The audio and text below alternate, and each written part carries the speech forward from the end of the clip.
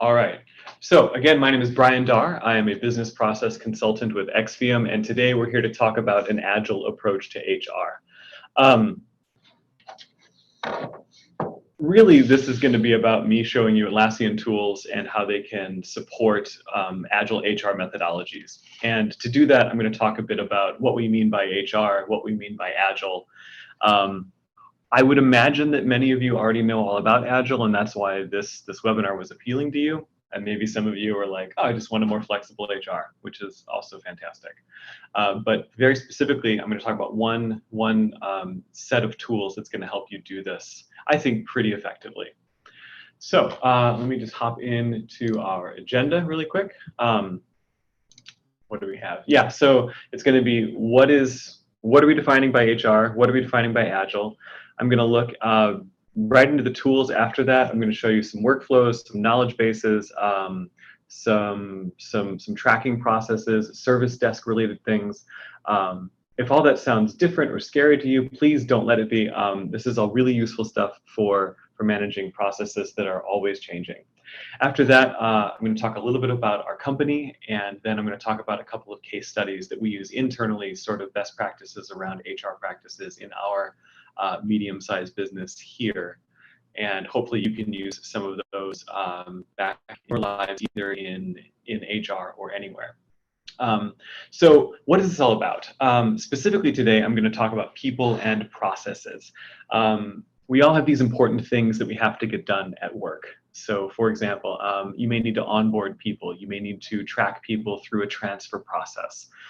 Maybe you need to collect documentation around your company policies. All of these are processes that have to happen, and many of them relate to compliance requirements. So I can't have an agent selling insurance unless they're licensed in that state already, and sometimes it's easy to let that agent slip through a process if you don't have it well defined. And then you get big fines, and that's not good. Or maybe it's just maybe we find that we are creating thousands of pages of documentation and nobody's looking at it, and how can we pivot to make that better? But either way, this is about your processes and how we can build them to be lean and efficient and pivot when your processes change. So what do we mean by HR today? Well, in this situation, sorry, my nose is really itchy today, and I know I'm not supposed to touch my face during this time. So HR, we're talking about the life cycle of an employee from hiring through training and whatever onboarding they have, all the way through the end of their relationship with the company. And many things happen along that life cycle. Things happen to the employee. Things happen in downstream teams that have to interact with that employee. And I want to point out that the things that I'm going to talk about today are not competitors to big HR systems like UltiPro. These are process management tools. So like UltiPro tracks the humans involved in everything, and the tools that I'm going to show you track the processes of things that you do to and for those humans. So it's a work tracking process and a documentation process, not the human as they exist in UltiPro or whatever other software you're using. All right, so that's what we mean by HR. Let's talk about what we mean by Agile. So Agile actually comes from the software industry, and hopefully some of you have heard about this before, but if not, for the sake of a clean slate, I'm going to talk about it now. So back right around the year 2000, somebody came out with the Agile Manifesto. You can go to agilemanifesto.org to find out all about it.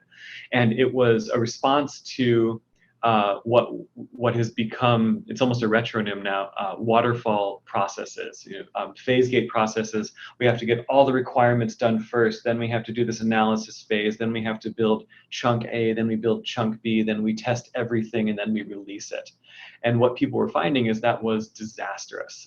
It created a lot of unnecessary work, and while it feels right process-wise, it turns out to not be so great. So the Agile Manifesto had four main pillars when they wrote it, and it was individuals and interactions over processes and tools. So it's very human-centered. Working software over comprehensive documentation. So rather than, basically outcome is more important than output. Customer collaboration over contract negotiation. So let's not hurt the people that are paying us, and let's try to come to, let's not beat each other with contracts. and responding to change over following a plan. So being flexible. And I know, of course, as the world changes, as the world grows, flexibility becomes more and more important, and it's almost cliche to talk about the need to pivot and change. And I know sometimes it's also very uncomfortable too. So a lot of what we're talking about today is actually how to build things that are easy to pivot and change so that you don't feel like at least the process of change is going to overwhelm you. There's some more stuff about Agile that's beyond those 4 points. Really, what Agile software development and the big A Agile methodology in general talks about. There's kind of 8 points that I want to mention. Number one, adaptive planning. So we are going to gather requirements, and then we're going to start work, and then we're going to change it depending on what we learn from doing that work. We're going to do iterative development.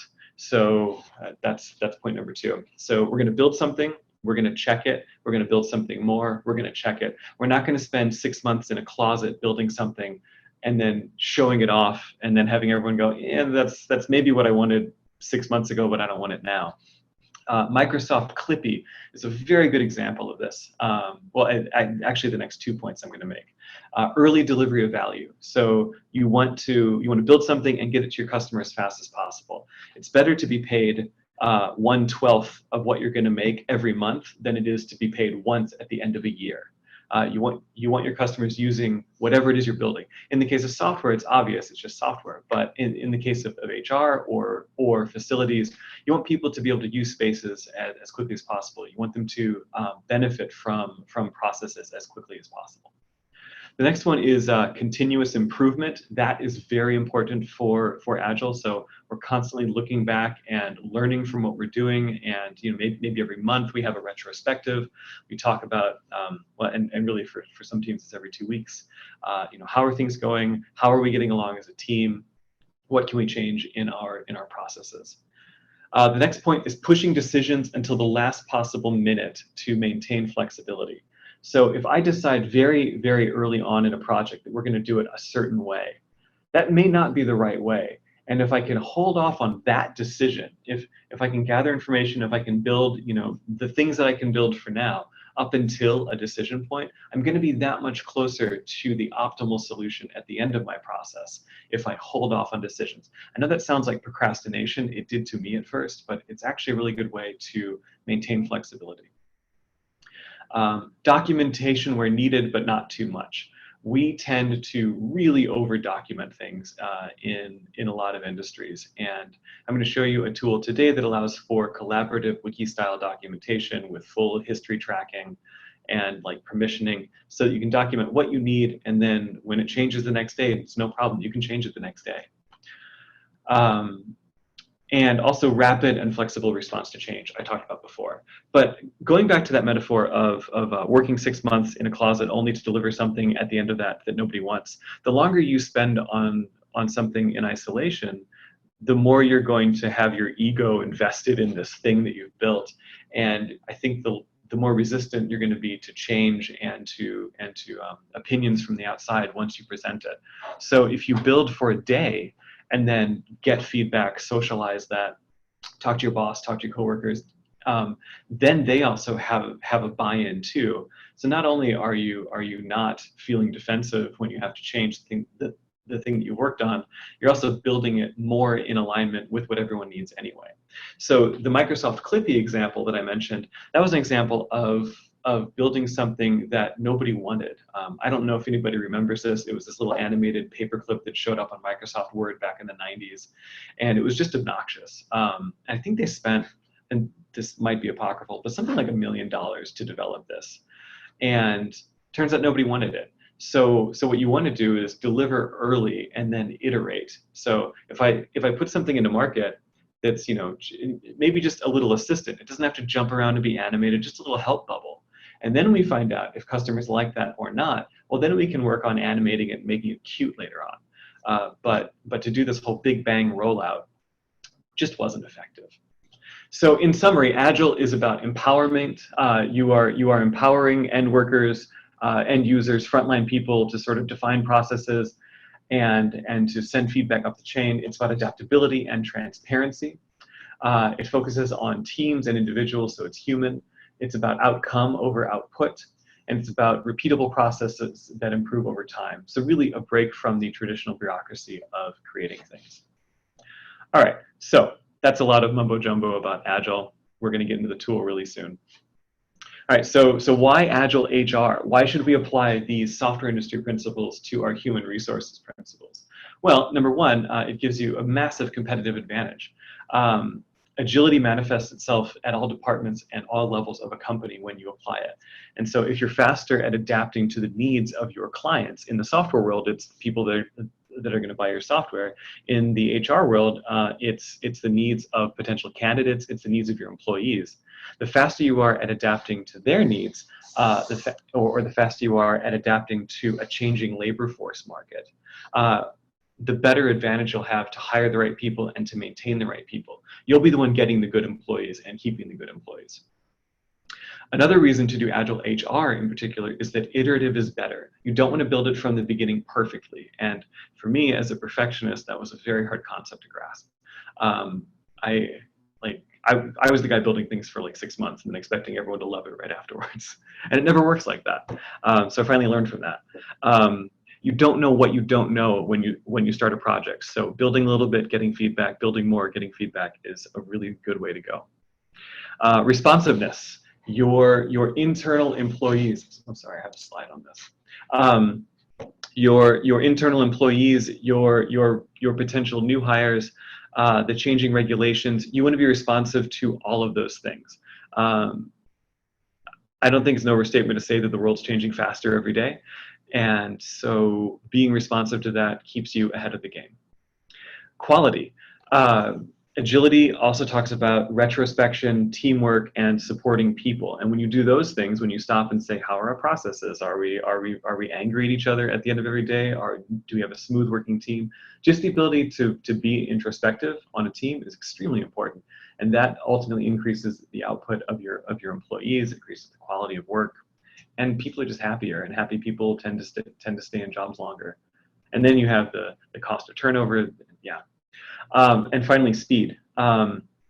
Shortening the time between ideation or a need and delivering value. The faster you do that, the more you capture your customers, quote unquote. The more you capture new employees, the more you capture retaining employees. So today, we're going to use Atlassian tools, Jira, Confluence, and Jira Service Desk to do HR. And we're going to start with some process tools. So Jira is a work tracking software. You might have heard of it. It started off in the software development world to track bugs and something called user stories, basically the things you have to do to build a piece of software. And it's a very flexible tool. Confluence is a documentation tool that works really well with Jira. They talk back and forth nicely to each other. Confluence is great for advanced reporting, gathering requirements, policy documentation. Anything with a lot of words, Confluence is good for. And anything with a process, Jira is good for. Additionally, both of these tools have visibility layers and history tracking, compliance, permissioning, to basically make sure that nothing falls through the cracks. And again, this is not intended to replace UltiPro, ADP, Workday, none of those tools. These tools handle process and documentation. UltiPro, ADP, Workday, they handle their own special niche activities within HR. And the nice thing is that Atlassian products have a really robust API. So if there's not an off-the-shelf connector to make those work, any development team, and we have one in our company, can build a connection between these tools. All right, so let's look at some process examples.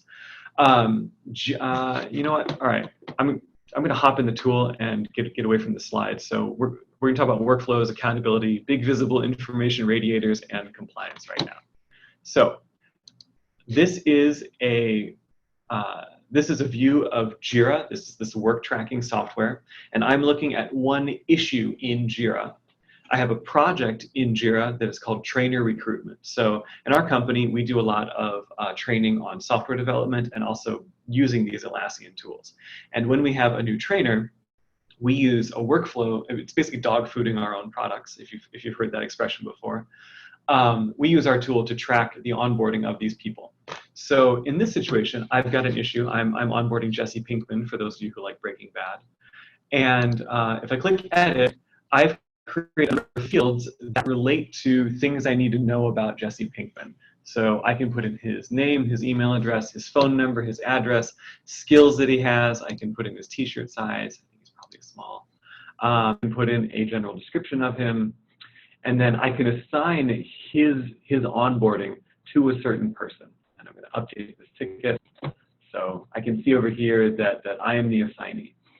A lot of this is, tool details, but basically what I want you to know about this screen is I can throw any field on here that I want to track a piece of information around Jesse Pinkman as I am onboarding and training and offboarding him.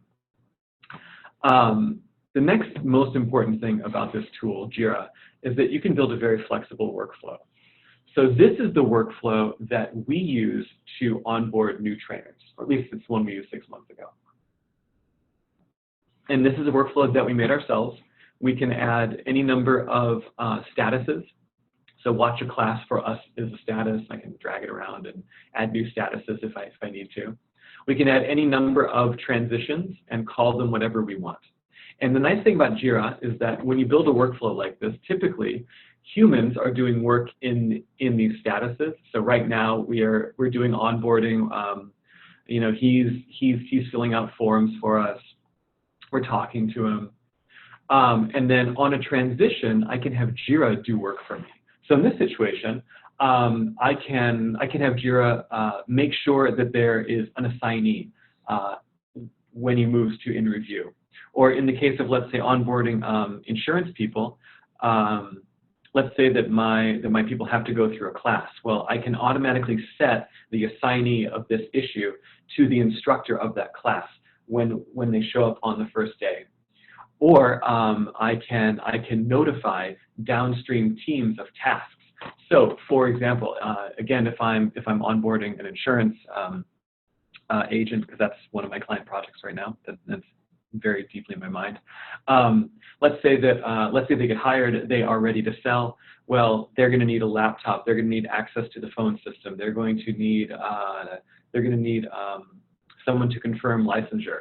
So we can have Jira create tasks in other people's projects downstream, and then track those tasks in our onboarding workflow. And we can make sure that all of those tasks are already completed by the time they get to ready to sell.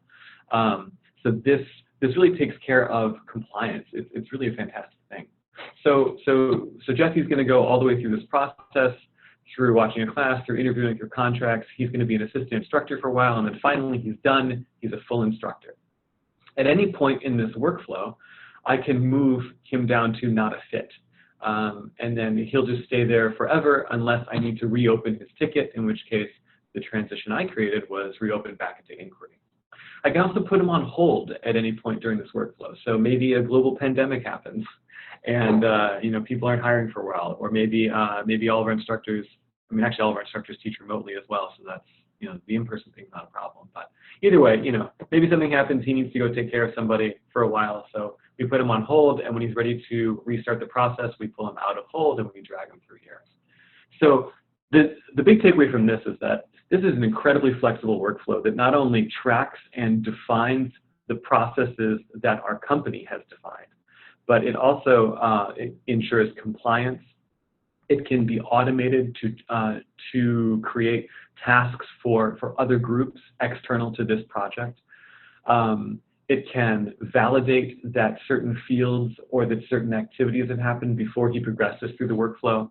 So rather than keeping all this stuff in your heads or in emails or in spreadsheets where they tend to live, it is now in one central place in a web-based application that we can all log into and find out what's going on. So that's just one person that I'm tracking in this. And one person's great if I'm the person working on onboarding this trainer. But if I zoom out to the team level of onboarding responsible people, I'm going to come up to what's called a Kanban board. Kanban comes from Japanese manufacturing, I believe Toyota. There's a great Wikipedia article on it. You can look at it later. But basically, it is what's called a big visible information radiator. That's one thing to call it. And you could have this up on a monitor in an office, you could have this up on a screen, or you can just call it up whenever you want. But basically what I can see from here is that, who I have at what point in my workflow. So if I come back into Jesse and I say, you know what, he passed his introductory steps, I can move him over to the next piece. So now we are reviewing him. So now he's in a new status right here. Also, one thing that I forgot to note is every change that I make has a full history tracking within Jira. And I'm going to do this in descending order. Yeah. So you can see that I made a change just now. I changed the status. 5 minutes ago, I changed the assignee and the t-shirt size. So this is great for compliance history tracking. You can go do retrospectives and see how long did somebody sit in a certain status, where are bottlenecks. Coming back to my Kanban board, I can move Jesse into attending class. I can move Jesse over to the interview process. I can move him into contracts. And so now I can see that I've got 3 people in my funnel. I've got 1 person attending class, 1 person interviewing, 2 people in contracts, that's great, 2 assist instructors, fantastic, and then 1 person that is a full instructor. So far it's flowing pretty well. So that's a lot right there. This board is for like the day-to-day work of a team. Another view of this would be to do, in progress, done. And I can define the columns here. I can define what I see on the cards.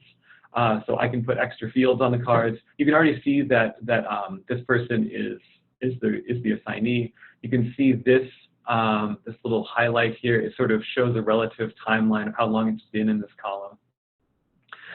So that's another way to do work in Jira. If I move up a level, there's a reporting layer.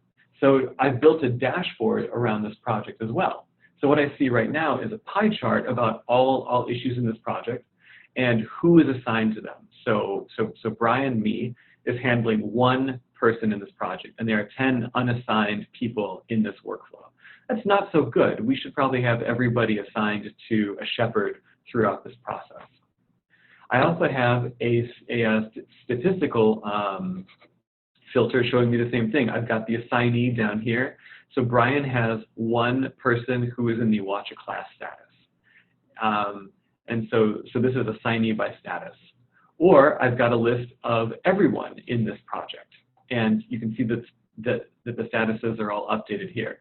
So this is multiple ways to show different slices of what's important in this work. Then down here, this is actually a really poor example of this chart, but I've got a created versus resolved chart. And again, this is not great data to show on this chart. You can see I made a bunch of issues one day back in February of last year to prepare for the first iteration of this webinar. And today I have resolved 1 issue. But this will show you if you're keeping up with your work. And there's lots of reports like this out of the box in Jira. There's also control charts, so you can see cycle time. How long does it take to onboard an employee or to make a widget? There's cumulative flow diagrams that show you if you have bottlenecks at a certain point in your process, like the contracting process only has 1 person doing it, and too many people get stacked up in that particular column. So maybe we need to hire more people to handle contracting. And then over here, I've got a couple of widgets, or gadgets they're called here, issues that are assigned to me. So I've got 1 trainer that I'm shepherding, and I've got a bug that I'm working on in another project, and I've got I don't even know what that is, a system request in another project. And then down here, I've got an activity stream pointed straight to this project. So you can see all changes made by any user in the trainer project. Whew, all right, I'm going to hop over to see if there's any questions so far, because I don't want to get too far down the road. Nope, no questions. All right, good. All right, so back to what we're teaching. All right, so not only can we build a workflow and define the work that we're tracking, but we can display it in a whole bunch of different ways. Talking about price for these tools, these are really cheap tools. Yes, they can go up in price when you add add-ons, but considering the fact that you as a company can continually define and redefine your processes using these tools, and that they are central places of information, unlike spreadsheets, unlike emails, I really like these tools. That's not just me trying to sell anything. I genuinely think this is a better way to work. If you've ever used Trello, it's kind of a similar concept too. Trello was actually bought by Atlassian, so this Kanban board might remind you of Trello. It is very similar to Trello, except that I can really control what happens here, whereas Trello is more of a free form, move anything to anywhere. You can see that I can only move John Doe forward or backward or to on hold. I can't just jump him over to done, because that's how I have defined my workflow. All right, so accountability. You can throw approval steps into the workflow if you want. So I could make a status that says waiting on approval, and then I could assign that ticket to the person that has to approve it, and then only they can move it over to approved. So we can do approval gates in these workflows. Another example of this would be a transfer request workflow. That probably has to get approved by HR, by finance, by the managers. So that's a lot of staggered approvals. So you can build a workflow around a transfer request. And then these workflows can reference employees that exist back in ADP or Workday or UltiPro. And they can pull information from those systems and autofill the tickets with a simple integration. You've seen history tracking, and I talked about requiring fields. That handles compliance. They can't go to ready to sell until they're licensed in a certain state. Great. We can have that check done in the workflow. And let me talk about ease. So this just helps you control your processes. You can auto-assign things to the right person. You can auto-create downstream tasks. And we have guardrails around the process. And since you can make this workflow visibly available to everybody, there's no real questions as to what's the next step in a process. No going back and asking someone what to do next. All right, let me talk about knowledge tools now. So that's all about the work tracking process tool. Now let me talk about the knowledge base side of Jira. So I'm leaving Jira and I'm moving to a product called Confluence that is integrated with Jira. Confluence is a wiki-style tool, and whereas Jira is divided into projects and issues, which you saw, Confluence is divided into spaces and pages. And spaces are built usually around teams, and pages have content for information for those teams. But you can build spaces around departments or projects, or you can have company-wide spaces. So here's an example of a space that I made called Human Resources. You can see there's not a lot of information in here. So this is the landing page. You can customize this to be whatever you want. You can see sections. If you're used to SharePoint, this is pretty flexible. You can talk about team members. All of this is optional content. So if you don't like it, get rid of it. Add something else. You can add roadmap information. So how current projects and how far we are. And then there's commenting and liking around pages and discussions that can happen around content. This space is controlled by a set of permissions. So I can control who can view information in this space. I can control individual users that can edit. Yeah, so we could make it visible to the whole company, but only editable by the HR department. There's also a even narrower set of permissions per page, where I can hide and make editing restricted on a page-by-page basis even. Generally speaking, I think it's good just to start at the higher level. Let's just make it available to everybody. But depending on your department and team needs, that could be different. So for example, I just made a couple of nested pages here. This would be HR's policy pages, and then there's a bunch of child pages. So we have FMLA information, we have PTO information, we have the Safe Workplace Initiative, social media policies. None of these have content, by the way. I just did them as an example here. And all of these pages also maintain a full history, so you can see who is editing them, when they made those changes, all of that stuff. Let me go to a different site that has a little more information. This is a product governance space that we made. So this is around governing our Atlassian tools. So we have a series of how-to articles, Jira end user how how-to articles, Confluence end user how-to articles, policies and standards for our tools. And these are, flexible, they're highly searchable, and most importantly, they grew over time, just as all documentation does. Documentation is only as good as how much you groom it and how much you keep it updated. So of course, you don't want to make 50 pages of unnecessary documentation only to have to continue weeding your garden later on. You want to start with one page and then build from there. And so this tool really allows that kind of flexibility. Also, Jira and Confluence, like I said, interact really well together. So you can report on work happening in Jira, all those tasks being tracked and where they are in their workflows, over in Confluence in the form of charts and graphs and filters like show me all currently onboarding instructors in a certain cohort, or show me everyone that has not passed their test 3 times or more.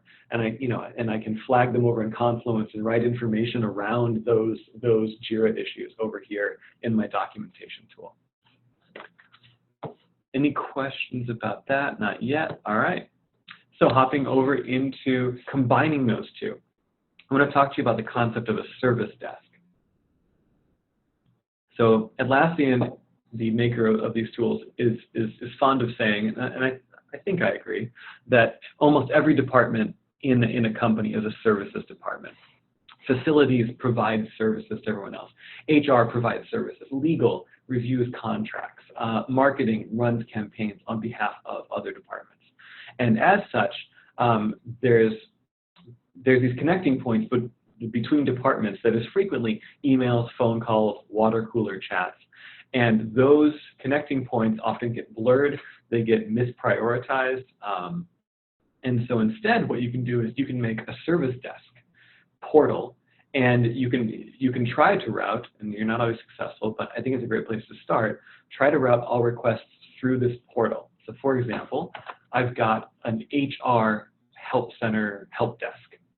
And in this situation, I would point this portal, I would point my employees to this portal via our company's intranet. Or if somebody called and made a request, I'd say, hey, can you go to this URL and send it to you right now in chat? And then they can submit a request through here. This is a fancy front end to Jira. And so in this situation, like let's say that I want to onboard a new employee. So I come to this portal, I'm a manager, I click new employee, and it starts up and I enter a name, I enter their start date, I give a description, maybe add an attachment, and then I create this issue. So Aaron, Aaron's son, A-R-O-N.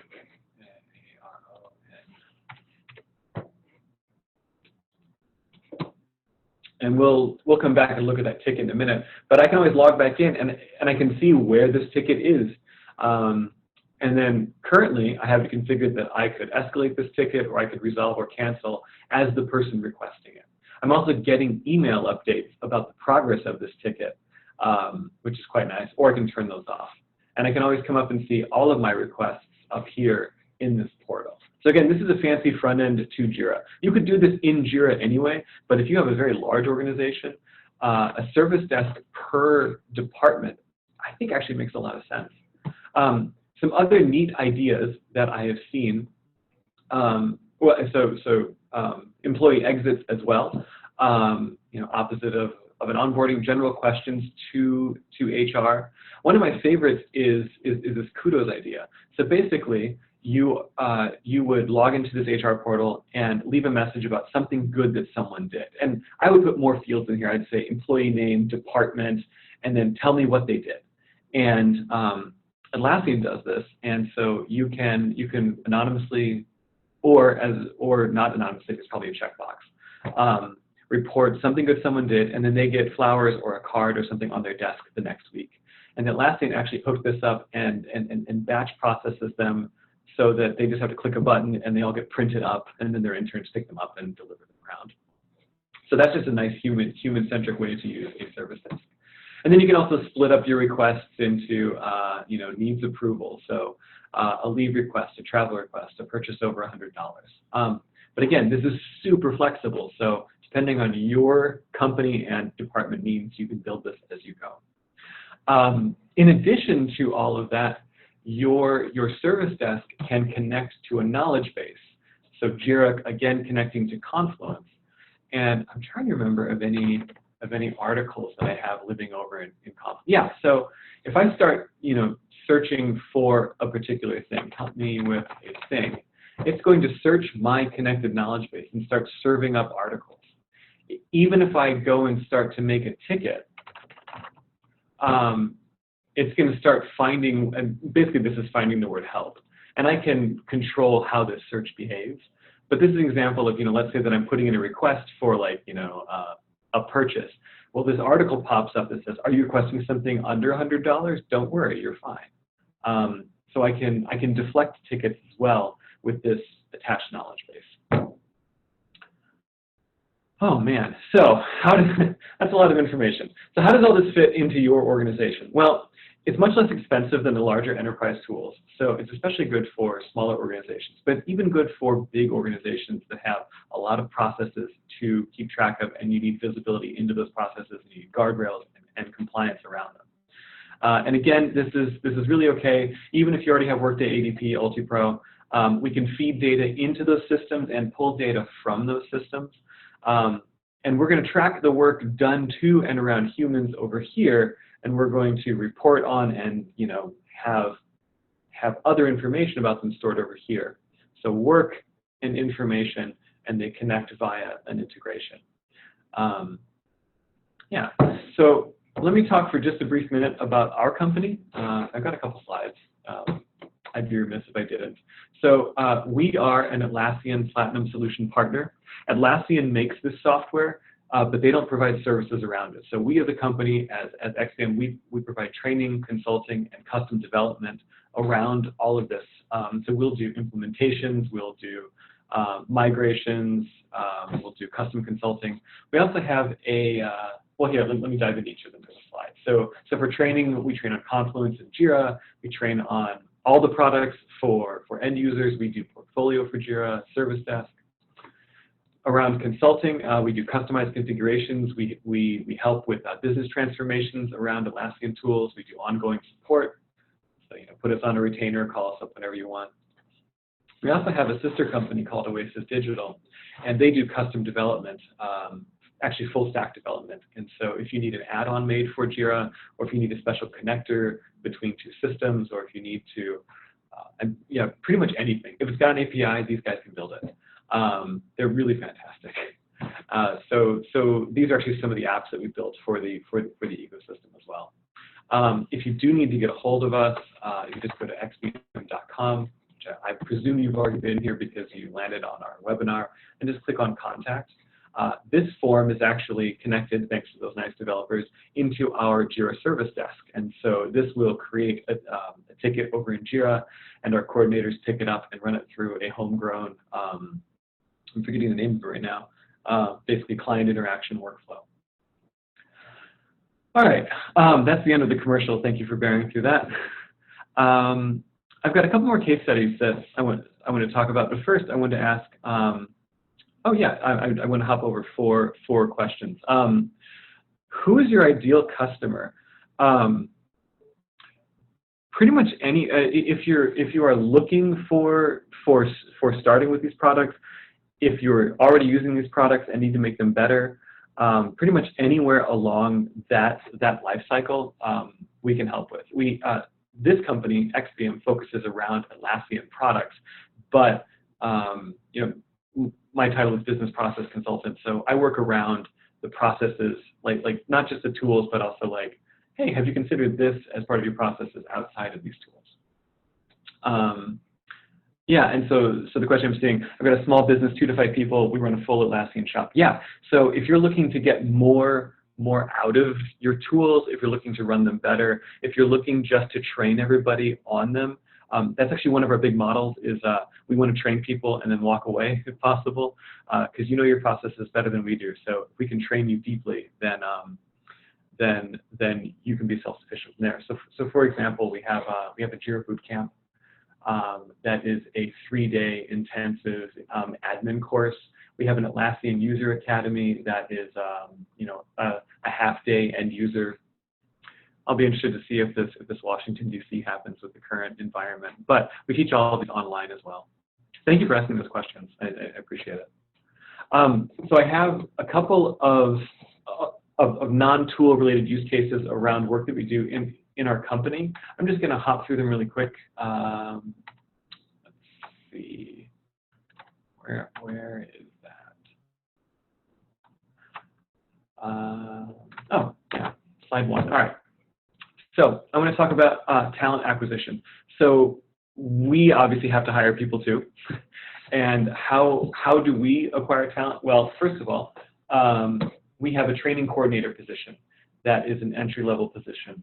And we're always changing the job description because we're always trying to, like sometimes job descriptions start attracting a certain group of people, and then we're like, all right, that's good, but we need a more refined slice of that. So we're constantly meeting after we hire people to find out, all right, what are the buzzwords that are reacting in the market? We then use video interviews as a first step. So we try to use a lot of technology in our company. Whenever we work with clients, rather than doing endless meetings, like we'll build something, record a demo video, post it on a common space, and then people can share that within their company about, oh, this is the next step of what's been built. So we do the same thing with our interviews. We send out questions, people record a video interview. It's a self-selecting process. Can they video edit? Can they upload a file? Can they present themselves nicely? And of course, this is all before this new COVID-19 world. But we found that to be really helpful. We then do resume screening, but we basically try to make this simple and as self-selecting as possible. So after the resume screening, we have video interviews. We then have one specific department filter for information. HR does a phone screening, and then the people they're going to be working with interview them. So the people that are delivering the work, that are on the front lines, they don't have to worry about the hiring process. They just have to step in very briefly at the end and go, yeah, I really like this person. Bring them on.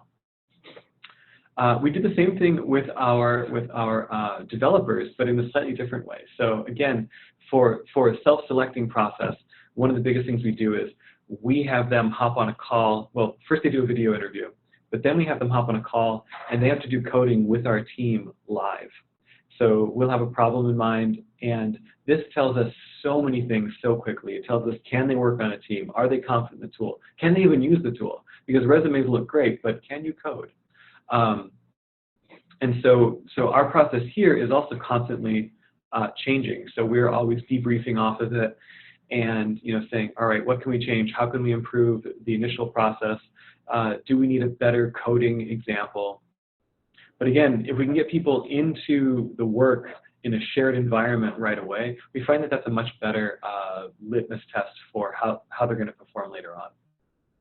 So some ideal technology that we use: video interviews. We use automatic appointment scheduling tools. We use online meetings, which sounded novel 6 months ago. Now everybody is, which is great. So I'm sure nobody is not used to that now. We use Agile boards. So we use these boards to do centralized tracking of who we're onboarding. We use workflow automation. And we use video tutorials around, once somebody's hired, we use a lot of video, asynchronous kind of work. And actually, all of this supports asynchronous work, which is nice because, especially working from home now, as most people are, we've got, maybe I need to take care of my child, maybe I need to make lunch, all these things that kind of get in the way of work but are really important for real life. That really promotes asynchronous workflows. So that is it for all the stuff that I want to talk about in our webinar. I'm going to hang around a little bit for Q&A if you guys have any more questions. But otherwise, thank you very much for attending. I hope this has given you some ideas for how you can use these tools, or any tool for that matter, to be honest, to flexibly set up your work and track your work centrally. But thank you very much for attending.